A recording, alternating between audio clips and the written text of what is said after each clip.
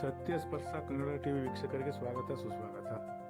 ಕಾವೇರಿ ನದಿಯಿಂದ ತಮಿಳುನಾಡಿಗೆ ನಿತ್ಯ 1 TMCಯಂತೆ 12 ದಿನಗಳವರೆಗೆ ನೀರು ಬಿಡುವಂತೆ CWRC ಆದೇಶ ಮಾಡಿರುವುದನ್ನು ಖಂಡಿಸಿ ರೈತ ಸಂಘ ಹಾಗೂ ಬಿಜೆಪಿ ಕಾರ್ಯಕರ್ತರು ಪಾಂಡುಪುರದಲ್ಲಿ ಪ್ರತ್ಯೇಕವಾಗಿ ಪ್ರತಿಭಟನೆ ನಡೆಸಿ ಹೆದ್ದಾರಿ ತಡೆ ನಡೆಸಿ ಆಕ್ರೋಶ ವ್ಯಕ್ತಪಡಿಸಿದರು.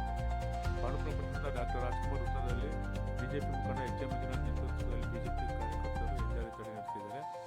ಪಟ್ಟಣದ 5 ವೃತ್ತದಲ್ಲಿ ಜಿಲ್ಲಾಧ್ಯಕ್ಷ ಎಲ್ ಕೆಂಪುಗೌಡ ಅವರ ನೇತೃತ್ವದಲ್ಲಿ ರೈತ ಸಂಘದ ಕಾರ್ಯಕರ್ತರು ಹೆದ್ದಾರಿ ತಡೆ ನಡೆಸಿ CWRC ಹಾಗೂ ತಮಿಳುನಾಡು ಹಾಗೂ ಕರ್ನಾಟಕ ಸರ್ಕಾರದ ವಿರುದ್ಧ ಆಕ್ರೋಶ ವ್ಯಕ್ತಪಡಿಸಿದರು.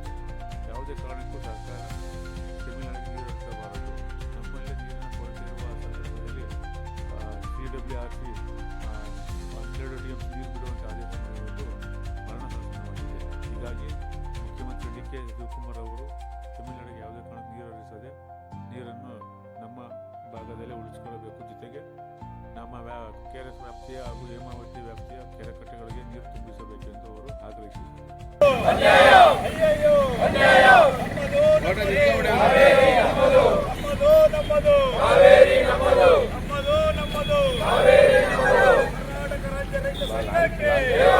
ರೈತರ ಹೋರಾಟಕ್ಕೆ ಅಸಮರ್ಥ ಕಾವೇರಿ ನಿರ್ವಹಣಾ ಮಂಡಳಿಯ ನ್ಯಾಯಾಧೀಶರಿಗೆ, ವಾಸ್ತವ ಪರಿಸ್ಥಿತಿಯಲ್ಲಿ ನೀರು ಬಿಡಲು ಆದೇಶ ನೀಡಿರುವ ಅಸಮರ್ಥ ನ್ಯಾಯಾಧೀಶರಿಗೆ, ಕಾವೇರಿ ನಿರ್ವಹಣಾ ಮಂಡಳಿಯ ಅಸಮರ್ಥ ನ್ಯಾಯಾಧೀಶರಿಗೆ, ಪದೇ ಪದೇ ಕರ್ನಾಟಕದ ರೈತರನ್ನು ಕಾಡುತ್ತಿರುವ ತಮಿಳುನಾಡು ಸರ್ಕಾರಕ್ಕೆ, ಪದೇ ಪದೇ ಕರ್ನಾಟಕ ರೈತರನ್ನು ವಂಚಿಸುತ್ತಿರುವ ತಮಿಳುನಾಡು ಸರ್ಕಾರಕ್ಕೆ ಅಯ್ಯಯ್ಯೋ ಅಯ್ಯಯ್ಯೋ ರೈತರಿಗೆ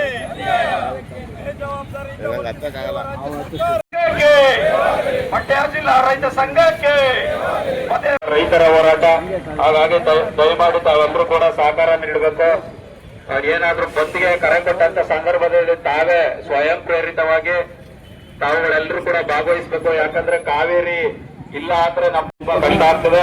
ಹಾಗಾಗಿ ತಾವುಗಳೇ ಸ್ವಯಂ ಪ್ರೇರಿತವಾಗಿ ಏನು ಬಂದ್ಗೆ ಹೋರಾಟಕ್ಕೆ ಕರೆ ಕೊಟ್ಟಂತ ಸಂದರ್ಭದಲ್ಲಿ ತಾವುಗಳೇ ಅರ್ಥಕೊಂಡು ಆ ಒಂದು ಹೋರಾಟವನ್ನು ಯಶಸ್ವಿ ಮಾಡಿ ಅಂತ ಹೇಳ್ತಾ, ಈ ನಮ್ಮದು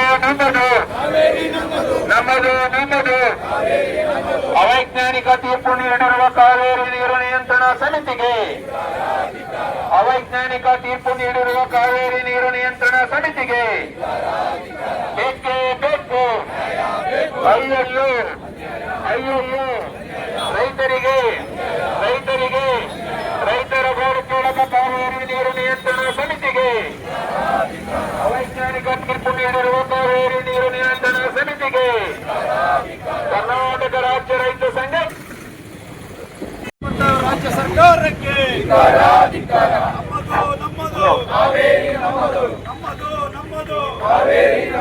ನಮ್ಮದು ಕರ್ನಾಟಕ ರಾಜ್ಯ ರೈತ ಸಂಘಕ್ಕೆ, ರೈತರ ಹೋರಾಟಕ್ಕೆ ರೈತ ಪರವಾಗಿ ನಿಲ್ಲದ ರಾಜ್ಯ ಸರ್ಕಾರಕ್ಕೆ, ಕಾವೇರಿ ನಿರ್ವಹಣೆ ಮಂಡಳಿಗೆ, ಪದೇ ಪದೇ ನೀರು ಬಿಡಲು ಆದೇಶ ಮಾಡುತ್ತಿರುವ ಕಾವೇರಿ ನಿರ್ವಹಣಾ ಮಂಡಳಿಗೆ ಸಮರ್ಥವಾಗಿ ವಾದ ಮಂಡಿಸಿದ ಕರ್ನಾಟಕದ ರಾಜ್ಯ ಸರ್ಕಾರ ನೀಡಿದೆ. ಏನು 15 ದಿನಗಳ ಕಾಲ ಪ್ರತಿನಿತ್ಯ 12,000 ಕ್ಯೂಸೆಸ್ ನೀರನ್ನ ಬಿಡಬೇಕು ಅಂತೇಳಿ ಏನೋ ಒಂದು ಅವೈಜ್ಞಾನಿಕವಾದಂತ ತೀರ್ಪನ್ನ ನೀಡಿದೆ. ಇದು ನಿಜಕ್ಕೂ ಕೂಡ ನಮ್ಮ ರಾಜ್ಯಕ್ಕೆ ಮಾರಕವಾದಂತದ್ದು. ಯಾಕೆಂತ ಹೇಳಿದ್ರೆ ಈಗ ಇರ್ತಕ್ಕಂಥದ್ದು ಡ್ಯಾಮ್ ನಲ್ಲಿ 29 TMC ನೀರಿದೆ. ಅದರಲ್ಲಿ ಪ್ರತಿನಿತ್ಯ 12,000 ನೀರನ್ನ ಬಿಟ್ರೆ ಸುಮಾರು 16 ರಿಂದ 17 TMC ನೀರು ಹೋಗುತ್ತೆ. ಇನ್ನು ಉಳ್ಕೊಳ್ತಕ್ಕಂಥದ್ದು 12 TMC ನಲ್ಲಿ ಡೆಸ್ಟ್ ಸ್ಟೋರೇಜ್ ಒಂದು 6 TMC ಹೋದ್ರೆ ಇನ್ನು 6 TMC ನೀರನ್ನ ಕುಡಿಯಲಿಕ್ಕೆ ಇವಾಗಲೇ ಹವಾಮಾನ ವೈಪರೀತ್ಯದಿಂದಾಗಿ ಮಳೆ ಬರಲ್ಲ ಅಂತಕ್ಕಂಥದ್ದು ಆಲ್ರೆಡಿ ಎಲ್ಲ ಗೊತ್ತಿರ್ತಕ್ಕಂಥ ವಿಚಾರ. ಈ ಹಿನ್ನೆಲೆಯಲ್ಲಿ ಮೊನ್ನೆ ಉಸ್ತುವಾರಿ ಸಚಿವರು ಬಂದಂತ ಸಂದರ್ಭದಲ್ಲೂ ಕೂಡ ನಾವು ಒಂದು ಮನವಿಯನ್ನ ಕೊಟ್ಟಿದ್ದು. ಏನು ಹೇಮಾವತಿ ಅಚ್ಚುಕಟ್ಟು ನಾಲೆಗಳ ಮೂಲಕ ಕೆರೆಕಟ್ಟೆಗಳಿಗೆ ನೀರು ತುಂಬಿಸ್ತಕ್ಕಂಥ ಕೆಲಸವನ್ನ ಮಾಡಿ ಈ ಭಾಗದಲ್ಲಿ ಜಾನುವಾರುಗಳಿಗೆ ಕುಡಿಯೋದಕ್ಕೂ ಕೂಡ ಬಹಳಷ್ಟು ತೊಂದರೆ ಆಗ್ತಾ ಇದೆ. ಮತ್ತೆ ಏನು ಅಂತರ್ಜಲವನ್ನ ವೃದ್ಧಿ ಮಾಡ್ಲಿಕ್ಕೂ ಅನುಕೂಲ ಆಗ್ತದೆ ಅಂತಕ್ಕಂಥ ನಿಟ್ಟಿನಲ್ಲಿ ನಾವು ಹೇಳಿದ್ವು. ಇಂಥ ಅವಿವೇಕಿ ಜನಪ್ರತಿನಿಧಿಗಳು ನಾಳೆನೆ ಬಿಡ್ತೀವಿ ಅಂತ ಹೇಳೋದವರು ಈಗಾಗಲೇ ಹೇಮಾವತಿ ಅಣೆಕಟ್ಟೆನಲ್ಲಿ 30 TMC ನೀರಿದ್ರು ಕೂಡ ಯಾವುದೇ ಕೆರೆ ಕಟ್ಟೆಗಳನ್ನ ತುಂಬಿಸಿಲ್ಲ. ಇವೆಲ್ಲವನ್ನ ಗಮನಿಸಿದಂತ ಸಂದರ್ಭದಲ್ಲಿ ಮುಂದೆ ಸಾಕಷ್ಟು ತೊಂದರೆಯನ್ನ ನಮ್ಮ ರಾಜ್ಯ ಸರ್ಕಾರ ಎದುರಿಸಬೇಕಾಗ್ತದೆ. ಆ ನಿಟ್ಟಿನಲ್ಲಿ ಎಲ್ಲ ಕೆರೆ ಕಟ್ಟೆಗಳನ್ನ ಮೊದಲು ತುಂಬಿಸಬೇಕು. ಏನು ಈ ಅವೈಜ್ಞಾನಿಕವಾಗಿ ನೀಡಿರ್ತಕ್ಕಂಥ ತೀರ್ಪನ್ನ ಕರ್ನಾಟಕ ರಾಜ್ಯ ರೈತ ಸಂಘ ತೀವ್ರವಾಗಿ ವಿರೋಧಿಸ್ತಾ ಏನಾರ ರಾಜ್ಯ ಸರ್ಕಾರ ದೃಢವಾಗಿ ಯಾವುದೇ ಕಾರಣಕ್ಕೂ ನಾವು ನೀರನ್ನ ಬಿಡಲ್ಲ ಅಂತ ಹೇಳಿ ಒಂದು ದೃಢವಾದಂತ ನಿಲುವನ್ನ ತೆಕ್ಕೋಬೇಕು. ಇಲ್ಲ ಅಂತ ಹೇಳಿದ್ರೆ ನಾವು ರಾಜ್ಯಾದ್ಯಂತ ಕರ್ನಾಟಕ ರಾಜ್ಯ ರೈತ ಸಂಘ ಉಗ್ರವಾದಂತ ಒಂದು ಹೋರಾಟವನ್ನ ರೂಪಿಸುತ್ತದೆ. ಅದೇ ರೀತಿ ಏನು 13ನೇ ತಾರೀಕು ಕನ್ನಡ ಪರ ಸಂಘಟನೆಗಳು ಕರ್ನಾಟಕ ಬಂದ್ಗೆ ಕರೆ ಕೊಟ್ಟಿವೆ. ಅದಕ್ಕೆ ನಮ್ಮ ಕರ್ನಾಟಕ ರಾಜ್ಯ ರೈತ ಸಂಘವು ಕೂಡ ಬೆಂಬಲವನ್ನ ವ್ಯಕ್ತಪಡಿಸ್ತಾ ಏನು ಈ ಅವೈಜ್ಞಾನಿಕ ತೀರ್ಪಿಗೆ ಕರ್ನಾಟಕ ರಾಜ್ಯ ರೈತ ಸಂಘ ಧಿಕ್ಕಾರವನ್ನ ಕೂಗ್ತಾ ಈ ಒಂದು ಪ್ರತಿಭಟನೆಗೆ ಬಂದಂತ ಏನು ಇವಾಗ ನಾವು ಒಂದು 2 ಗಂಟೆ ಟೈಮ್ ನಲ್ಲಿ ಕರೆ ಕೊಟ್ಟ ಎಲ್ಲರೂ ಕೂಡ ಬಂದು ಈ ಒಂದು ಪ್ರತಿಭಟನೆಯಲ್ಲಿ ಭಾಗಿಯಾಗಿದ್ದೇವೆ. ತಮ್ಮೆಲ್ಲರಿಗೂ ಕೂಡ ಪಾಂಡವಪುರ ತಾಲೂಕು ರೈತ ಸಂಘದ ಪರವಾಗಿ ಮತ್ತೊಮ್ಮೆ ನಿಮ್ಗೆಲ್ಲ ಅಭಿನಂದನೆಗಳನ್ನು. 10 ದಿವಸಗಳ ಹಿಂದೆ ನಮ್ಮ ಮಾನ್ಯ ಮುಖ್ಯಮಂತ್ರಿಗಳು ಒಂದು ಕರೆನ ಕೊಟ್ಟರು. ನಮ್ಮಲ್ಲಿರೋ ನೀರು ಕುಡಿಯೋದಿಕ್ಕೆ ಸಾಕಾಗೋದಿಲ್ಲ, ದಯಮಾಡಿ ರೈತ ಬಾಂಧವರು ಬೆಳೆ ಮಾಡಬೇಡಿ. ಈಗ CW ಆರ್ಸಿ ಏನ್ ಹೇಳೈತೆ, ಬೆಳೆಗೆ 12,000 ನೀರು ಕುಡಿ ತಮಿಳುನಾಡಿಗೆ. ನಮ್ಗೆ ಕುಡಿಯಕ್ಕೆ ನೀರು ಸಾಲಲ್ಲ, ಕುಡಿಯಕ್ಕೆ ಉಪಯೋಗಿಸ್ಕೊಳ್ಳಲ್ಲ, ಇದೆಲ್ಲ ನೀರ್ನ ಅಂತ ಹೇಳಿರೋರು ಅಲ್ಲಿ ಬೆಳೆಗೆ ತೀರ್ಮಾನ ಮಾಡಿದ್ರು. ಇದೆಲ್ಲ ನಾವು ಯೋಚನೆ ಮಾಡ್ಬೇಕು. ಸುಮ್ಮನೆ ಅವನೇನೋ ಅಂತ ಇವನೇನೋ ಅಂತ ಅನ್ನೋದು ಬೇಕಾಗಿಲ್ಲ. ನಾವ್ ಹೇಳ್ದು ಈಗೇನು ಹೆಂಗೆ ಕಲ್ತಿರೋದು, ಈಗ ಇವ್ರಿಗೆ ಕಾವೇರಿ ಪ್ರಾಧಿಕಾರಕ್ಕೋ ಅಥವಾ ಕಾವೇರಿ ನಿರ್ವಹಣಾ ಮಂಡಳಿಗೂ ಕಣ್ಣೆ ಬಿದ್ದೈತೆ ಅಂದ್ರೆ ಹಾಸನದಲ್ಲಿ 20, ಹೇಮಾವತಿಯಲ್ಲಿ 28, 29 TMC ನೀರಿದೆ. ಇವ್ರು ಯಾಕೆ ಕಾಲೇಜ್ ಬಿಡಬಾರ್ದಾಗಿತ್ತು? ಕಾಲೇಜ್ ಬಿಟ್ಟಿದ್ರೆ ಮನೆ ಮೇಲಿರೋ ಟ್ಯಾಂಕ್ ಅನ್ನು ಲೆಕ್ಕ ಬರ್ತದೆ, ಮನೆ ಮೇಲಿರೋ ಟ್ಯಾಂಕ್ ಅನ್ನು ಲೆಕ್ಕ ಬರ್ತದೆ. ಒಳಗಡೆ ಇರೋ ಗುಡಾಣದಲ್ಲೋ ಬಕೀಟ್ ನಲ್ಲಿ ಚೌರ್ಗೆ ಮಾಡಿರೋ ನೀರು ಲೆಕ್ಕಕ್ಕೆ ಬರೀತೀರ. ಇದನ್ನೆಲ್ಲ ಯೋಚನೆ ಮಾಡ್ಬೇಕಾಗಿತ್ತು. ಸುಮ್ಮನೆ ಅವ್ರು ಕೊಟ್ಟೆ ಕೊಟ್ಟರು ಇವ್ರು ಅನಿಸೋದೆ. ಏನ್ ಮಾಡೋದು?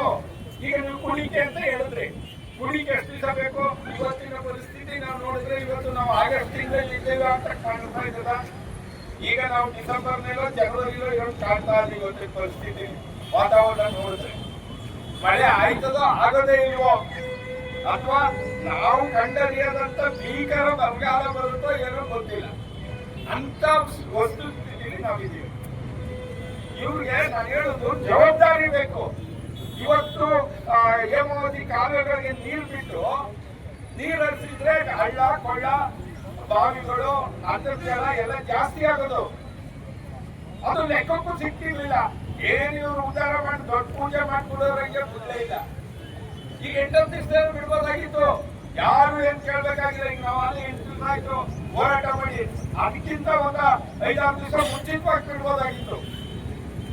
ಅಂತ ಪರಿಸ್ಥಿತಿ ಯಾಕೆ ಹೆಂಗ್ ಮಾಡ್ತಾರೆ? ಆಮೇಲಿಂದ ಈಗ ಇನ್ನೊಂದು 6ನೇ ಹಂತದ್ದು ಕುಡಿಯೋ ನೀರಿನ KRS ಒಳಗಡೆಯಿಂದ ತಗೊಂಡೋದಾರಂತೆ ಡ್ಯಾಮ್ ಹಿಂಭಾಗದಿಂದ. ತಿಳ್ಕೊಳ್ಳಿ, 6 TMC ನೀರು ಹೋದ್ರೆ ನಾವು ಏನ್ ಇವತ್ತು ವ್ಯವಸಾಯ ಮಾಡ್ತಾ ಇದ್ದೀವಿ 60,000 ಎಕರೆನ ನಾವು ಮಾಡಿರ್ಬೇಕಾಗ್ತದೆ. ಇನ್ನೂ 2 TMC ಜಾಸ್ತಿ ಆದ್ರೆ 80,000 ಎಕರೆನ ನಾವು ಮಾಡ್ಕೊಡ್ಬೇಕಾಗ್ತದೆ. ಏನ್ ಭತ್ತನೋ ರಾಗಿನೋ ಕಬ್ಬು ಬೆಳೀತಿದ್ವಲ್ಲ ಅವನ್ನ ಮಾಡ್ಬೇಕಾಗ್ತದೆ. ಅಂತ ಒಂದು ಪರಿಸ್ಥಿತಿ ಬರ್ತದೆ. ಆದ್ರಿಂದ ಇಂಥ ಹೋರಾಟಕ್ಕೆ ಎಲ್ಲ ಜನರು ದಯಮಾಡಿ ಸಹಕರಿಸಬೇಕು.